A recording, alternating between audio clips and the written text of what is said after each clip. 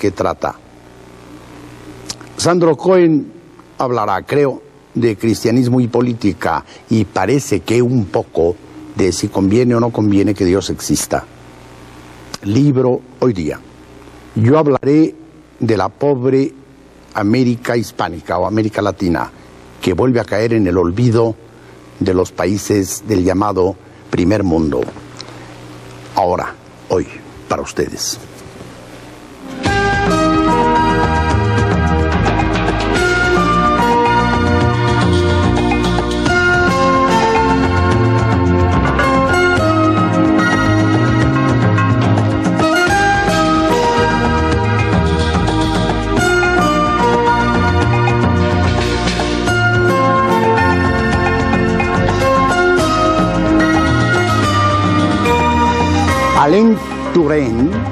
Alain Touraine es un francés muy prestigioso, sociólogo, profesor en la Escuela de Altos Estudios de París, y acaba de escribir un libro que se llama América Latina, Política y Sociedad, editado en España en traducción al castellano.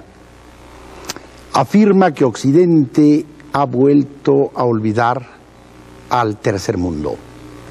Y dice nada menos que esto: demasiado felices nosotros, los hispanoamericanos, por lo que ocurre en Europa Oriental, democratización, fin de dictaduras, liberación, etc.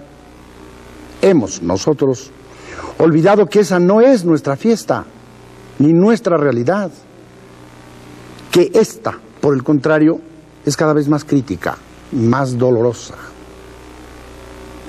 Dice de Centroamérica: padece una situación colonial, grandes masas desheredadas y unos pocos oligarcas latifundistas protegidos por los Estados Unidos. Las guerras civiles de esos países son guerras de liberación, con un anhelo nacionalista de independencia que hasta hoy no se ha cumplido. Dice de Cuba: está quedando ya como un ejemplo marginal y totalmente inoperante. Y dice de Argentina: no tiene Estado, y de Colombia: no tiene Estado, y de Brasil: no tiene Estado. Si el Estado es la representación jurídica de la nación, una nación que no tiene Estado no tiene representación jurídica, no vive conforme al derecho, no tiene un proyecto nacional, con lo cual trabajar el futuro, obviamente en el presente. Pero lo que se hace ahora es para que cobre cuerpo o trascendencia en el futuro. Y estos países, dice Alain Touraine, no tienen Estado. Son países donde la gente se las arregla por sí misma y los más pobres comparten la última migaja de pan, dice Alain Touraine. Y luego dice, tomando palabrejas del inglés: allí, en Latinoamérica, hay gente in y gente out. Es decir, hay gente que participa de la vida por propio derecho y por su sistema de existencia diaria, y hay gente que queda fuera de esta vida. Estos últimos son cada vez más y más, y pasan su vida en la marginación, haciendo lo posible por sobrevivir en esa terrible situación en la que no se sienten identificados con ningún poder político. Están cansados de aventuras, y ya no hay una doctrina con prestigio suficiente como para arrastrar a la gente a una nueva aventura. Esto es muy grave. Dice: se han sostenido durante algún tiempo en el populismo, pero el populismo está quedando vacío de contenido. La deuda que los aqueja monstruosamente a los hispanoamericanos se paga a costa de los asalariados, mientras los beneficios empresariales continúan sin tregua y sin descenso. El abismo entre pobres y ricos se ha ensanchado hasta formar un mar, o un propiamente abismo, que es un pozo sin fondo. Dice: con la entrada del mundo comunista en el concierto liberal capitalista, Las inversiones y el mercado se irán al este de Europa. Y una vez más América Latina y África quedarán olvidadas, dice Alain Touraine. Ha estudiado toda su vida la situación de Hispanoamérica frente a Europa, que es lo que a él le importa, el primer mundo europeo, y claro, los hombres de Norteamérica. Dice, solo el nacionalismo puede ser una fuerza para el desarrollo en Latinoamérica. Lo demostraron los países del este europeos. No conozco ningún ejemplo de países desarrollados que no recurrieran a su conciencia nacional a la hora del despegue. Alemania, Italia, Japón. Aprovecharon la unidad nacional, el nacimiento de una fuerte conciencia nacional para iniciar su despegue económico y social. Solo el nacionalismo, conciencia nacional, cohesión nacional, habrá de salvar a Hispanoamérica. Un poco lo que los presidentes de México han dicho, y el actual, ha repetido ya muchas veces. Lo que no hagamos nosotros, no lo va a hacer nadie. Solo el nacionalismo salvaría a la América Latina. Sí, de acuerdo. Ahora, ¿de qué tenemos que echar mano para que la gente cobre conciencia nacional? Para que la gente se entregue generosamente, como los japoneses lo hicieron, los italianos, los alemanes, al nacionalismo, al amor por su patria, a la conciencia de que solo los italianos salvan Italia, solo los hondureños salvarán a Honduras, solo los panameños salvarán a Panamá, solo los mexicanos salvaremos a México, solo nosotros, nadie más. Los demás países están prestos a quitarnos lo que tenemos, lo poco que tenemos, digo yo, y lo mucho que tenemos, dicen los muy optimistas, prestos a quitarnos eso. Y lo que no hagamos nosotros por nosotros mismos, no lo hará absolutamente nadie.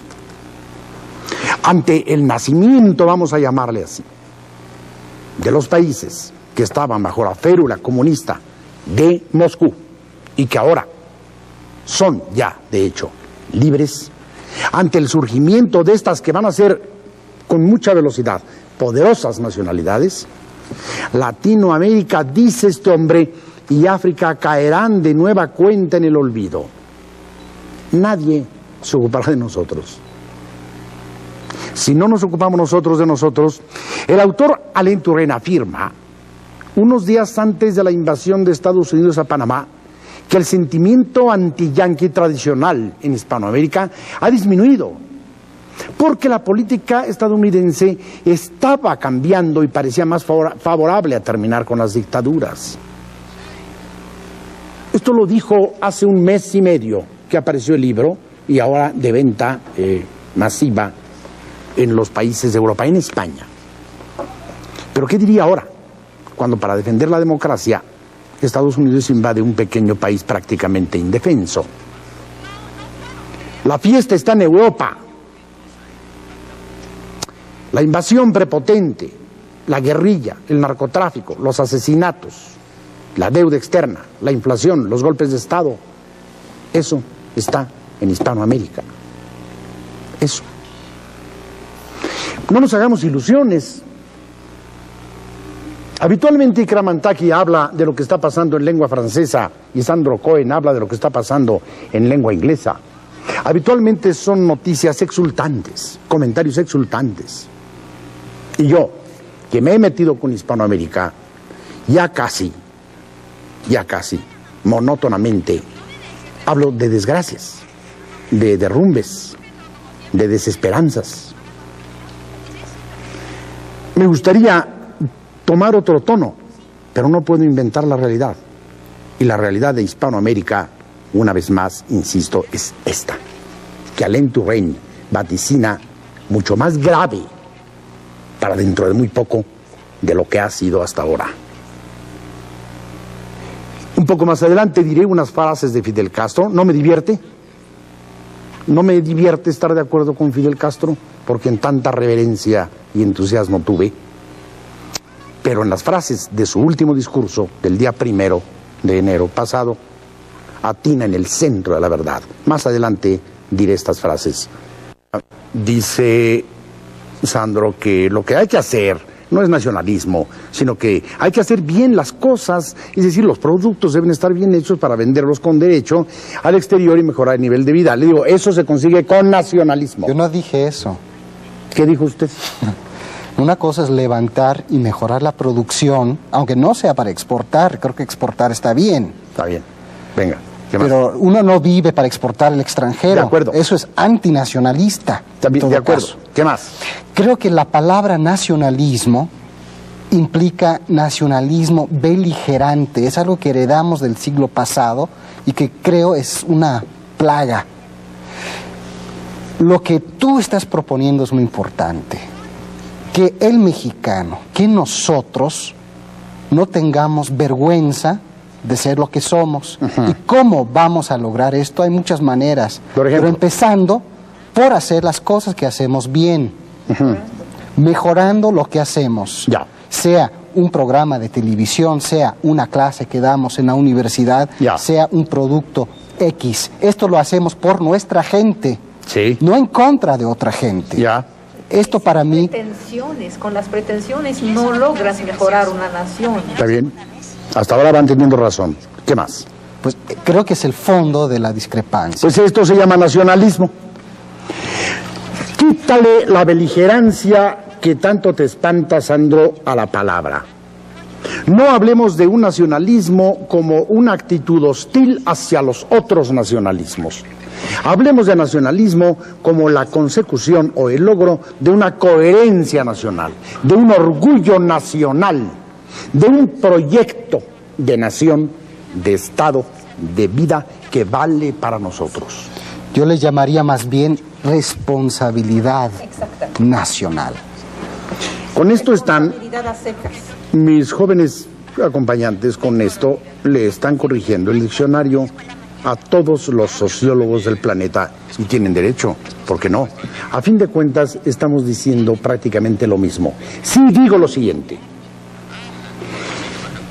que en el egoísmo, que es lo que vive Hispanoamérica, en sus clases gobernantes y en sus clases empresariales, digamos, y en su rencor, que es lo que vive en sus clases trabajadoras y en sus clases intelectuales, en eso, allí, de allí no se consigue nada.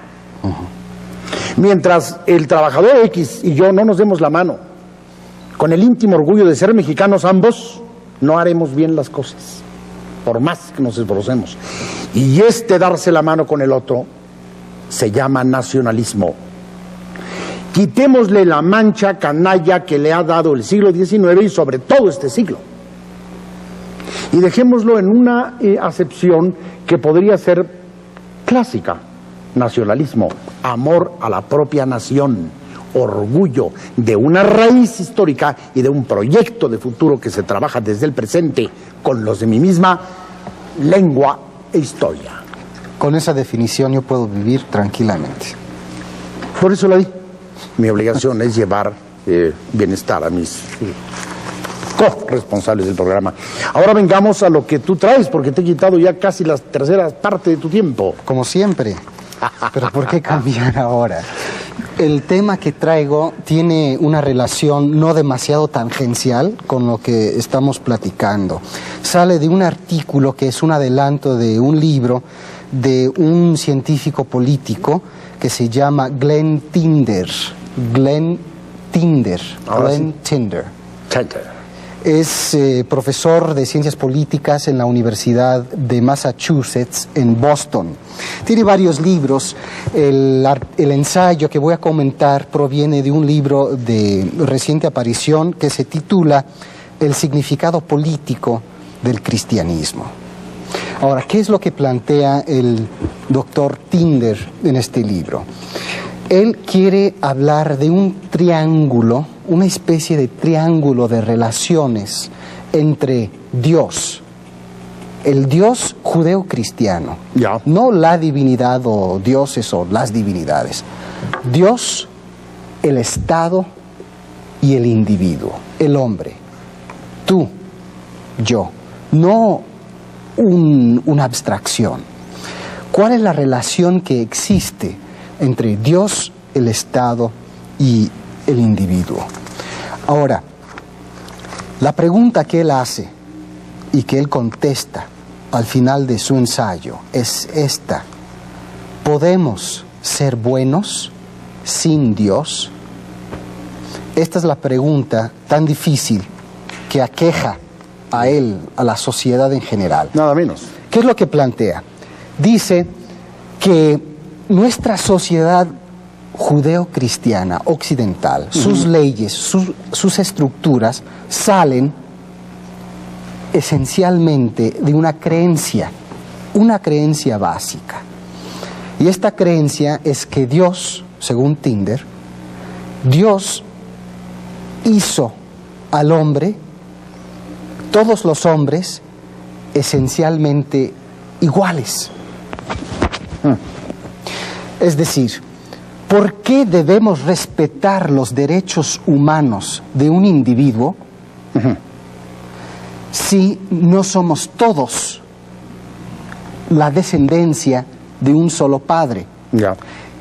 Es más, si Dios no existe, ¿por qué deberíamos respetar la moral que acompaña a la creación según las religiones judeocristianas? Pregunta: ¿podemos ser buenos sin Dios? Es posible, porque según Nietzsche, si no me equivoco, si abandonamos a Dios, también tenemos que abandonar la moral. Y esto es lo que él proponía. Hay que abandonar Nietzsche, hay que abandonar la moral cristiana. Ya. Esto es lo que nos impide avanzar como civilización. Dice Tinder, hay que tener mucho cuidado. Nosotros vivimos en una especie de inercia en sociedades que fueron creadas con la idea de un Dios omnipotente, creador, que creó a todos los hombres. Y todos los hombres tienen un alma y una chispa de Dios. Por eso lo respetamos, por eso exigimos que respetemos al ser humano en su totalidad, siempre y cuando, desde luego, no cometa, digamos, los errores, fechorías de matar a alguien, de robar. ¿Por qué? Porque es un despelote para la sociedad. Ya. ¿Qué opina Ikram? ¿Dios es necesario, sí o no? Me parece increíble que 200 años después de la Revolución Francesa todavía tengamos que escuchar un discurso tan arcaico, como si no hubiera pasado nada, como si las sociedades no hubieran construido ya una sociedad laica, con respeto por las leyes, con la obligación de cumplir con algo porque hay que hacerlo, no hay que mentir, no hay que matar, no hay que robar, no hay que hacer tal o cual cosa por simple obligación cívica, sin exclusión de nadie, no por temor a nadie, no porque existe alguien encima. Esto se llama laicismo, existe desde hace 2 siglos, reconozcámoslo aunque no tengamos periódicos para traernos la noticia. ¿Es necesario Dios, sí o no? No es necesario Dios para ser bueno o malo, es necesario el espíritu de responsabilidad, el sentimiento de que uno tiene un papel. Mucha razón en muchos sentidos. Lo que está diciendo Glenn Tinder es otra cosa. Él está diciendo que es gracias a la visión que él propone, que no, él no la está proponiendo, desde luego, es una visión muy antigua. Es por eso que hemos podido tener sociedades laicas. Es gracias a esto que hemos podido tener respeto y pluralidad en nuestra política laica.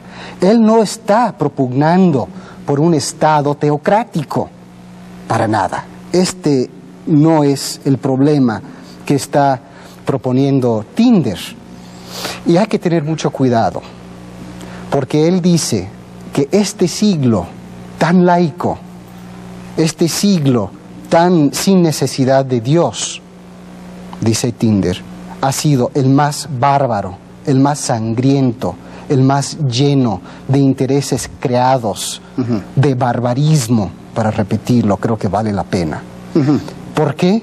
Porque hemos tenido una serie de sociedades, de naciones, que han dicho, la verdad, no necesitamos a Dios. Suena muy bien que nosotros hagamos las cosas por nosotros mismos, con nuestra sabiduría. Esta es la razón secular. Ya. Y es un argumento poderosísimo. Claro. El único inconveniente es que son hombres con muchos intereses Ya. los que manejan a otros hombres sin poder. Y es ahí donde se degenera el sistema político. Por ahí es posible que estemos de acuerdo, pero para usted, señor licenciado Cohen, ¿es necesario que Dios exista para que la humanidad marche con cierta armonía? Creo que no está planteado bien el asunto. Yo casi siempre planteo bien las cosas, en este caso no. Creo que se puede plantear mejor. A ver. Dejemos de lado si Dios existe o si Dios no existe. Dejemos de lado. Dejémoslo de lado. Ya. Creo estar de acuerdo en esto con Tinder, porque no estoy de acuerdo con todo lo que dice. Estoy proponiendo sus argumentos. Creo que aunque Dios no existiera, sí conviene que exista. Ya. Yo en lo personal, por razones muy parecidas a las que él propone. Creo que si el combustible básico de nuestro respeto a la pluralidad y nuestras políticas laicas, Ya. si quitamos esa base teológica, no hay razón real para respetar a nadie. Me parece de una falta de respeto para los humanos increíble. Recuerda... Una falta de respeto por su capacidad de crecer. En nombre de Dios se ha matado, en nombre de Dios se han hecho guerras. Se puede decirme, en nombre del sin Dios se han hecho también guerras, pero seríamos un poco más inteligentes si buscamos las múltiples razones y no el único argumento. Ya. No se puede limitar la historia a un solo argumento, la existencia o no existencia de Dios, si le temen o no le temen a Dios. Hay muchísimas razones, unas de ellas serían el poder, la codicia. Podemos explicar la civilización que hemos hecho durante 6.000 años de muchas razones. No las limitamos, por favor. Estamos tratando de tomar posición en un momento en que se están dando otra vez las guerras de religiones, en que los fanatismos están destrozando al planeta. Lo que quiero escuchar en un momento como esto, con guerras de religión en todas partes en el mundo, es un discurso un poco menos fanático, un discurso que nos recuerda las cosas en que nos parecemos unos a otros, nuestras responsabilidades de hombres hacia otros hombres sin temor al golpazo. Me parece increíble que tú creas que el discurso de Tinder sea fanático. Es que no en ningún momento ha hablado de fanatismos. Está hablando en su libro del sentido político del cristianismo. Entonces no hay que pedirle que hable de miles de otras cosas. Él está hablando de eso, del significado político del cristianismo. Ya. Sí, ahora, pero él no está hablando de que hay que ser cristianos o judíos o budistas o cualquier cosa fanática. Ya. Para nada. Él está diciendo, no puedo decir únicamente, pero en el fondo, que la base de nuestra pluralidad, la base de nuestro respeto por todas las creencias, radica en que Dios nos hizo a todos con derechos.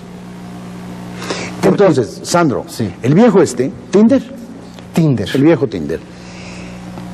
De hecho, se contesta cuando pregunta si es necesario Dios para ser o no ser buenos. Él contesta, de hecho, que sí. Que sí. Que sí es necesario. Que sí. ¿Y qué concluye el viejo? Pues son varias conclusiones. ¿Quiere darlas? Claro.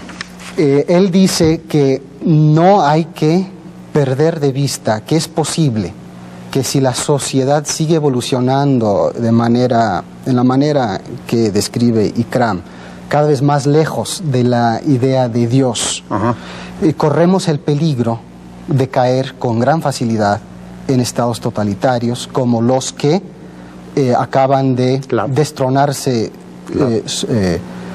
solitos. Aquí el socialismo en la historia del siglo XX le da la razón a Tinder, ¿verdad? Sí, estaba leyendo ayer precisamente El siglo de las luces de Carpentier. Y uno de los personajes ya de vuelta de la Revolución Francesa, que estuvo allí, que estuvo trabajando, se llama Esteban, es cubano. Sí. Y trabaja haciendo traducciones en la novela. Traducciones para que en España también se dé la gran Revolución Francesa. Dice Esteban a su prima, ya de regreso en La Habana, le dice: la fe en algo que cambia de aspecto cada día. Es decir, la fe en una religión falsa, que todos los días cambia de uniforme y de color, como lo que ocurría en la Francia de 1789 a 95 más o menos. Dice: la fe en algo que cambia de aspecto cada día les dará grandes y terribles decepciones. Ustedes, dice, se refiere a sus dos primos, ustedes saben lo que aborrecen, nada más, y por saberlo ponen su confianza, sus esperanzas, entiéndase, su fe, en cualquier otra cosa. O sea, parece que el viejo Tinder se inspiró en el viejo Carpentier para escribir su ensayo, del que pues curiosamente lo encontré muy curioso, que coincidiera el personaje Esteban, que es prácticamente, sí, es el personaje principal, fuera de Victor Hugo, un francés que llegó a hacer la revolución en la Guadalupe, la revolución francesa en la isla de la Guadalupe. Qué raro que coincidieran de esta manera. Y qué raro en Carpentier comunista. ¿Carpentier? Sí. ¿Comunista? Pues sí. ¿Carpentier? Funcionario de Fidel Castro. Ese viejo bribón vivió como príncipe en París casi toda su vida. Claro que sí, pero pagado por el gobierno socialista. Bueno, esto sí también. De Cuba. Pero me pareció iluminador iluminadora esta reflexión de Carpentier. Lo que me parece sensacional, Sandro, es esto, que tú te pones a leer un ensayo de Tinder que es de aquí y ahora. Es decir, es en inglés ahora. Sí, vas y a de leer repente, sin saber por qué, te vas a leer El siglo de las luces de Carpentier, que tiene cuando menos, ¿cuánto? 80 años de vida ese libro. Cuando menos. Por ahí va, ¿verdad? Como 80, 20. 70 años. Es del 58, terminó de Entonces escribir. tiene 70, 80 años. Y hay una coincidencia extraordinaria. Dice Thomas Mann que hay un misterio en los temas en cuya cacería uno anda. Que leyendo tal cosa de repente, sin saber por qué, uno lee tal otra y hay una prodigiosa coincidencia. Hay otro aspecto de esto que toma en cuenta Tinder, que es muy importante, que es el ágape. ¿El qué? Ágape. ¿Y ahora? Es el amor divino en términos cristianos. Claro. Esto yo creo que es, digamos, teológicamente hablando, es el sustento de su discusión. No hay tiempo para hablar y polemizar sobre qué es esto del ágape. Básicamente es el amor sin ningún interés, sin esperar nada a cambio, que de alguna manera es lo que hace también que respetemos y que no matemos al que no está de acuerdo con nosotros. Sin Dios no es posible la vida política conforme a razón. Sería la conclusión final. No. Oh, leña. No. Dios no da razón, según Tinder. La razón la damos los hombres. El problema es que nosotros, creyendo que tenemos razón, hagamos barbaridades. Dios mío, como que no entendí nada de esto último. Hagamos... Mundo sin piedad, película de Éric Rochant. Actualmente se está exhibiendo en París. Marca el fin de la década. Unos años obsesionados por el dinero y por el éxito. Garibay, tenemos que recordar que muchísima gente, nosotros entre ellos yo creo, ¿por qué tanta gente odió a los 80? Una década que pretendió enterrar a todas las ideologías, pero cuya ideología dominante se disimulaba bajo un discurso que tenía dentro el elogio del vencedor, la glorificación de la empresa, la glorificación del dinero, la filosofía del desprecio, y para acabar sobre unas mañanas sin ninguna ilusión, y eso lo llamaron la realidad real. Esta es la película que está pasando ahora y que tiene un inmenso éxito porque la gente se reconoció en el espejo, entendió que hablaban de ellos. Hay una emoción singular que parece entre la gente que sale de la película. ¿Es una película con argumento, actores, historia que contar? Sí. ¿Así? Decía que hay una emoción singular entre la gente que sale. Ajá. Parece la unión de una complicidad, de una secta que sale de las catacumbas. Ya. Las catacumbas son los años 80.